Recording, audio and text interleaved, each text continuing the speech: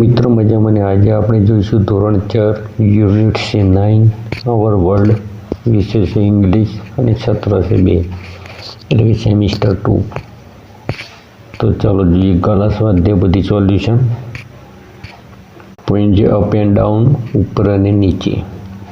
તો left hand up, left એટલે થશે ડાબો, LEFT લેફ્ટ એટલે થશે ડાબો, હેન્ડ HAND હેન્ડ એટલે થશે હાથ, અપ એટલે ઉપર એટલે કે ડાબો હાથ ઉપર।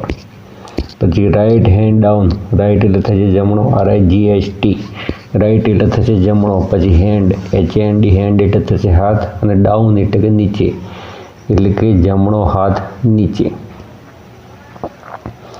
and turn round and round, and turn round and round। Turn એટલે કે ફરો, રાઉન્ડ એન્ડ રાઉન્ડ એટલે કે ગોળ અને ગોળ અને ગોળ ગોળ ફરો। પછી right hand up, right hand એટલે કે જમણો હાથ, અપ એટલે કે ઉપર, લેફ્ટ હેન્ડ ડાઉન એટલે કે ડાબો હાથ નીચે।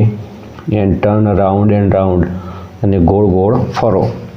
એન્ડ એટલે આને થશે ટર્ન એટલે કે ફરો, રાઉન્ડ એન્ડ રાઉન્ડ એટલે કે ગોળ અને ગોળ।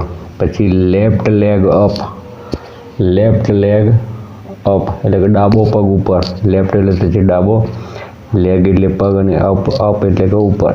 પછી રાઈટ લેગ ડાઉન એટલે કે જમણો પગ નીચે। And jump round and round, and jump round and round અને ગોળ ગોળ કૂદો, રાઉન્ડ એન્ડ રાઉન્ડ એટલે કે ગોળ ગોળ, જમ્પ એટલે કે કૂદો। Right leg up, right leg up એટલે કે જમણો પગ ઉપર, લેફ્ટ લેગ ડાઉન, લેફ્ટ એટલે કે ડાબો અને લેગ એટલે પગ, ડાઉન એટલે કે નીચે એટલે કે ડાબો પગ નીચે।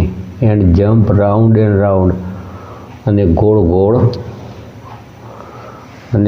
ગોળ કૂદો।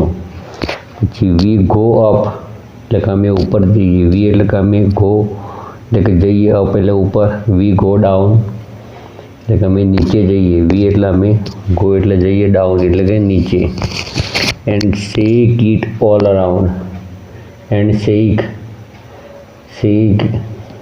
એન્ડ શેક એટલે હલાવું થશે, ઇટ ઓલ અરાઉન્ડ અને આમ તેમ હલાવીએ। And shake it all around એટલે કે આમ તેમ હલાવીએ। We go up, we go up એટલે કે અમે ઉપર જઈએ, વી ગો ડાઉન એટલે કે અમે નીચે જઈએ। And shake it all around અને આમ તેમ હલાવીએ। શેક એટલે હલાવીએ, અરાઉન્ડ એટલે કે આમ તેમ અને આમ તેમ હલાવીએ। તો એ મિત્રો સ્પેલિંગ બધા LEFT લેફ્ટ એટલે કે થશે ડાબું, HAND હેન્ડ એટલે થશે હાથ। પછી અપ, UP અપ એટલે થશે ઉપર, RIGHT રાઈટ એટલે કે જમણો। પછી જે ડાઉન, DOWN ડાઉન એટલે કે નીચે। પછી ટર્ન, ટર્ન એટલે કે ગોળ ગોળ ફરવું, ટર્ન TURN ટર્ન એટલે કે ગોળ ગોળ ફરવું।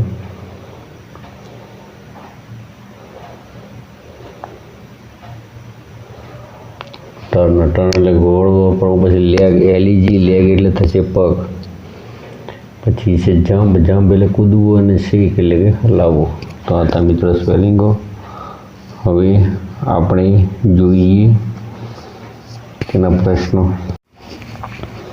આપેલ શબ્દોના પ્રાસવાળા શબ્દો કવિતામાંથી શોધીને લખો। તો સો તો થશે ગો, પછી ટાઉન તો થશે ડાઉન, ફાઇટ તો રાઈટ, બેન્ડ તો હેન્ડ, બોલ તો ઓલ, બર્ન એટલે ટર્ન, પછી ગ્રાઉન્ડનું થશે રાઉન્ડ, બમ્પનું થશે જમ્પ અને બેકનું થશે શેક।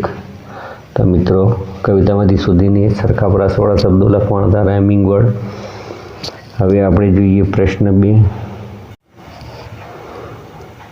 પછી કવિતામાંથી વિરોધી શબ્દો શોધીને લખો। કમ, COME કમ એટલે આવવું થશે, તો કમનો વિરોધી શબ્દ થશે ગો, ગો એટલે જવું, ગો એટલે જવું। અપ, UP અપ, અપ એટલે ઉપર થશે, DOWN ડાઉન એટલે થશે નીચે। કવિતા વાંચીને આપેલા શબ્દોના અંગ્રેજી શબ્દો લખો। તો ઉપર એટલે અપ, UP અપ એટલે ઉપર થશે હાથ, LHAND હેન્ડ એટલે થશે હાથ, પછી જમણું એટલે કે રાઈટ, RIGHT રાઈટ એટલે થશે જમણું, પછી ડાબું તો LEFT લેફ્ટ એટલે ડાબું થશે, અને ડાઉન DOWN ડાઉન એટલે થશે નીચે. તો આ હતા અંગ્રેજી શબ્દો. હવે મિત્રો આપણે જે અહીંયા સ્ટોરી આવે છે એ સ્ટોરીનું આપણે પહેલાં અનુવાદ અને એટલે કે ભાષાંતર અને સ્પેલિંગ જોઈશું, પછી ફરીથી આપણે કરા સ્વાધ્યાય પોથીનું સોલ્યુશન કરીશું. જો તમને વિડીયો ગમે તો લાઈક કરજો, કોમેન્ટ કરજો અને શેર કરજો. ચેનલને સબસ્ક્રાઈબ કરવા માટે વિનંતી. Thank you so much.